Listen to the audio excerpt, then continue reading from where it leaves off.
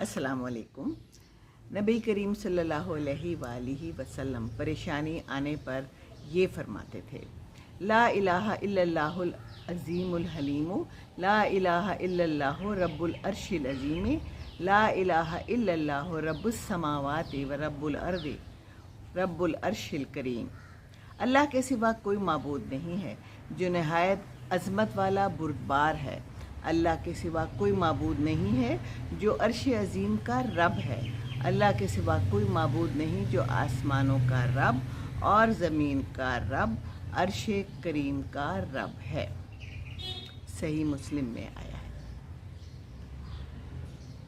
और हज़रत अली रवायत करते हैं कि जब मुझ पर मुसीबत आई तो रसूलुल्लाह सल्लल्लाहु अलैहि वसल्लम ने मुझे सिखाया।